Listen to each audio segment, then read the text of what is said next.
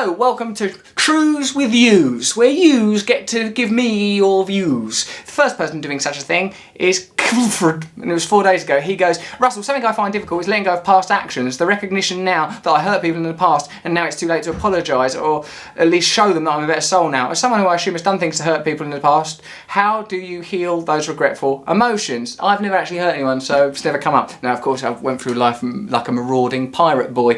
How you do it, mate, is you make a list of everybody that you have harmed or every institution that you've have harmed and become willing to make amends to them all. You become willing to apologise to them, or if any recompense is owed, you become willing to pay that recompense. So think of everyone you've harmed and think, yeah, well, there was that woman that I went out with, there's that lad I was in love with, I don't know the way you live, there was that dog I kicked, I said that thing at school. Write a list of all of them.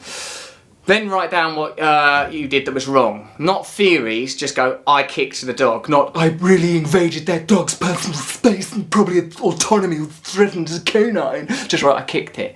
And then write what you should have done. Not kicked it and been nice to it.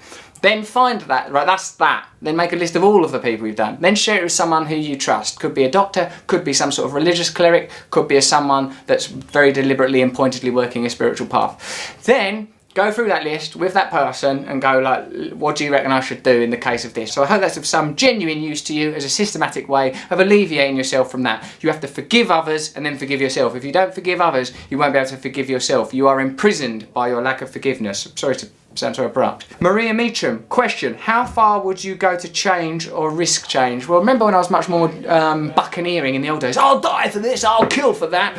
Now I'm a bit more, would you like me to sign something?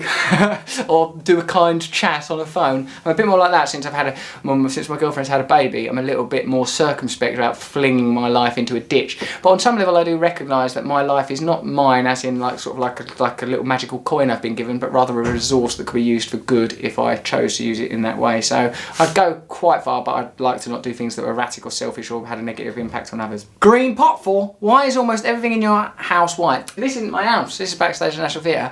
And what do you mean to write everything in my house white? Like, I've got a black and white cat, so that is quite well. I've got a brown dog and another cat, what's sort of like, she's a Bengal cat. So, and the stuff, do you mean the furniture? I don't know why, really. I think I film in places that don't look too indicative of my personal home because of the privacy of my family, so it probably gives you a disproportionate idea of what my home is like.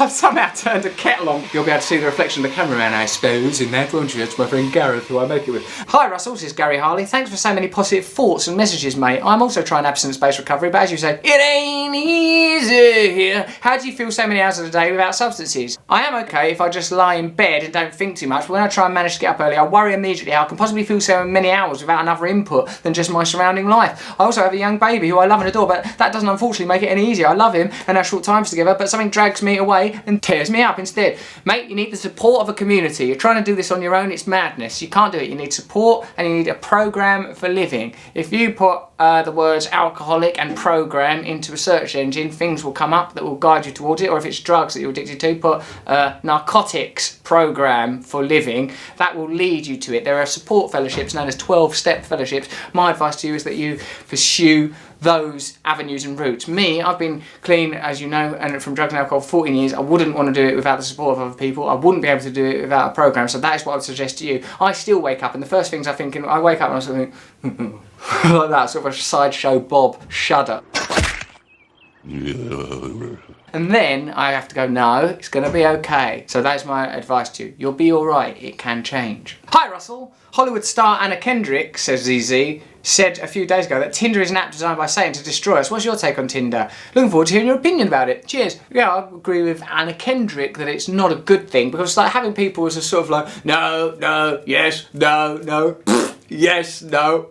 Like, I don't think that's a good way to view other human beings, and in a way I'm very grateful that when I was an adolescent porn wasn't available in the way that it is now, and then when a single person in my 20s and 30s, Tinder wasn't available, because I had gargantuan appetites that knew no limit, and if you were able to keep feeding those appetites, I think I would pop like sort of a Roald Dahl antagonist, so some beetroot coloured pervert. So I don't think it's good for us. I don't think the answer lies in the pursuit of consuming people or commodities. You have to look at what's behind it. If you stop doing stuff like that and create a bit of space, you start to feel what the impulse is, and then you realise that you're separate from that impulse. Tinder, I do not think is good. I wouldn't condemn. Some people seem to be able to do stuff without too many consequences, and they should just crack on, I suppose. But for me, and like some of the people that seem to write to us here, I think it's not a good idea. What do you eat? Says Stephen Levine. Well, I'm not like super orthodox or anything. I'm vegetarian. I'm trying to be vegan. I struggle. Thank you for the books that I'll hopefully be sent now for saying that, because people really want me to be vegan. I keep some chickens and I eat their eggs. I sort of feel a bit bad about even doing that.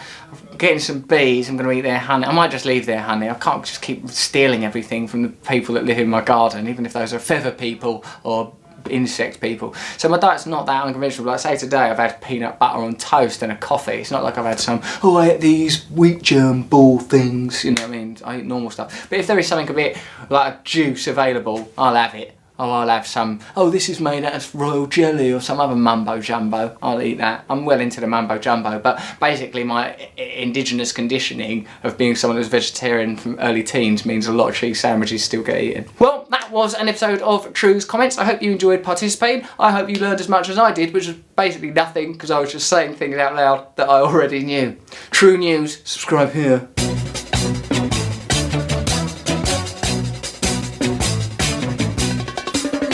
Is a tool that is abused to fool you and to leave you scared and confused. Trews is like the news. If the news was true, I want some trews. Let's have some trews.